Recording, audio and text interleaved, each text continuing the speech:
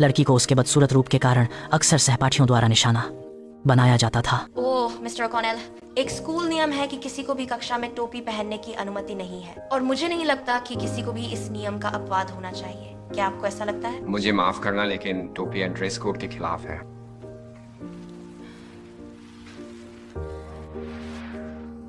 जब उसने अपनी टोपी उतारी तो कक्षा के छात्र तुरंत चकित रह गए। 3 दिन पहले वह स्कूल में बदसूरत बत्तख के बच्चे के रूप में जानी जाती थी। उसके हमेशा एक ही स्टाइल में घने काले फ्रेम वाले चश्मे के साथ घुंघराले बाल थे। वह शर्मीली और अंतर्मुखी थी। उसका सबसे बड़ा सपना एक पारदर्शी व्यक्ति बनना था और उसकी हमेशा सतर्क रहने और ध्यान का केंद्र बनने से बचने की कोशिश ने उसे वास्तव में एक पारदर्शी व्यक्ति बना दिया। ओह, उप्स, मुझे माफ करना, मैंने तुम्हें नहीं देखा। युवा लड़कियों को प्यार होता है, यह सामान्य है। एनी का भी अपना क्रश था, लेकिन अफसोस वह सिर्फ कोने में छिपकर अपने आदर्श को दूसरी लड़कियों के साथ करीबी से देख पाती थी और फिर कल्पना करती थी कि वह उस अंतरंगता की नायिका है। सहपाठियों द्वारा बार बार मजाक उड़ाए जाने के कारण एनी और भी आत्महीन हो गई। जब उसे जबरदस्ती मंच पर धकेला जाता था तो वह इतना घबरा जाता था कि उसे तीव्र तनाव विकार हो जाता था। अक्सर इस समय वह धड़कन और मतली के बीच उदास होकर चला जाता था। लेकिन किस्मत एक जादुई जादूगर की तरह है जो हमेशा अनजाने में जीवन में बड़े बदलाव लाती है। माँ ने उसे बताया कि उसकी वो दादी जिसे उसने कभी नहीं देखा था उससे मिलना चाहती है, लेकिन दादी की पहचान नहीं बताई। आशंका और उत्सुकता के साथ एनी एक शानदार विला के बाहर आई। यहाँ हर जगह गंभीरता और गरिमा थी जो उसके आजाद और लापरवाह स्वभाव के बिल्कुल विपरीत थी। जैसे ही उसने घास पर कदम रखा, हर पल निगरानी करने वाले कैमरों ने तुरंत कड़ी चेतावनी दी। घास से उतर जाओ। वो एक अमेरिकी महिला है। क्या तुम्हें चेतावनी नहीं दिखाई? यहाँ एनी अपनी भव्य और शाही दादी से मिली। उसकी मैली और लापरवाह आदत की तुलना में दादी तो एक रानी जितनी शालीन थी। पहली मुलाकात में ही दादी ने अपना अनमोल तोहफा दिया। वह परिवार की विरासत थी और अब आखिर उसका उत्तराधिकारी मिल गया था। और वो मेरी परदादी के मैं इसे सुरक्षित रखूंगी।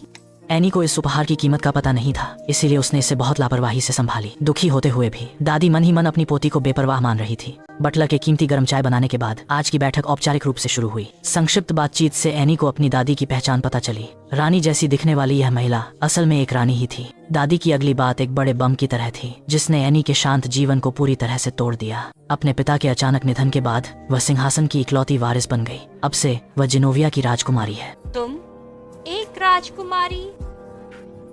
चुप हो जाओ। माफ कीजिएगा।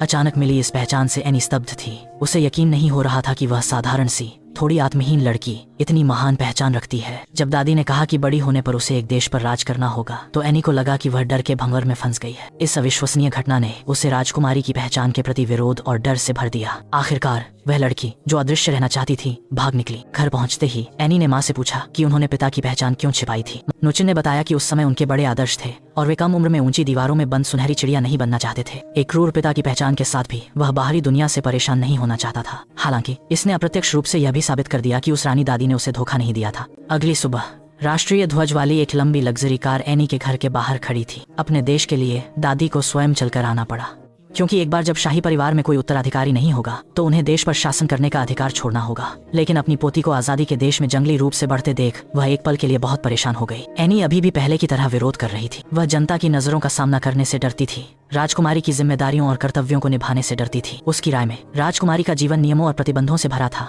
जो उसके सामान्य जीवन शैली से बिल्कुल अलग था। तो उसने फिर से भागने का फैसला किया और अपने मूल परिचित जीवन में लौटने की कोशिश की। लेकिन एक बार जब भाग्य के पहिए घूमना शुरू हो जाते हैं तो वे किसी के लिए आसानी से नहीं रुकते। अंततः माँ और दादी के समझाने पर एनी ने इस नई पहचान को स्वीकार करने का प्रयास करने का फैसला किया। घर से बाहर निकलते ही उसकी नजर बाहर खड़ी लग्जरी कार पर पड़ी। आपकी 2 लिमोजीन है, एक आपकी है। उस दिन से एनी के पास अपनी निजी गाड़ी और अंगरक्षक थे। हालांकि इन 2 लग्जरी कारों की तुलना में जो कि एक शव वाहन जैसी दिखती थी, वह अपनी बड़ी प्यारी चीज को ज्यादा पसंद करता है। वह गाड़ी सिर्फ 20 साल पुरानी सेकंड हैंड मस्टंग एनी के सपनों की गाड़ी थी, पर $500 का वो दाम उसे हमेशा पसंद आते हुए भी नहीं मिल पाता था। जब राजकुमारी की पहचान मान ली है तो राजकुमारी के अनुरूप शिष्टाचार भी होना चाहिए। इस शानदार विला में फिर से आकर एनी ने एक चुनौतीपूर्ण राजकुमारी बनने की यात्रा शुरू की।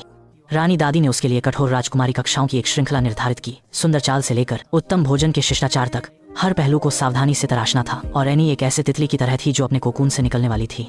इस प्रक्रिया में दर्द और संघर्ष से गुजर रही थी। जब शालीनता सीख रही थी वह हमेशा टेढ़े मेढ़े चलती थी। भोजन करते समय उसे यहाँ तक कि एम्मा द्वारा स्कार्फ से कुर्सी की पीठ से बांधा जाता था। खासकर वह बेहद शालीन बैठने की मुद्रा, जिससे एनी को बहुत मुश्किल हुई।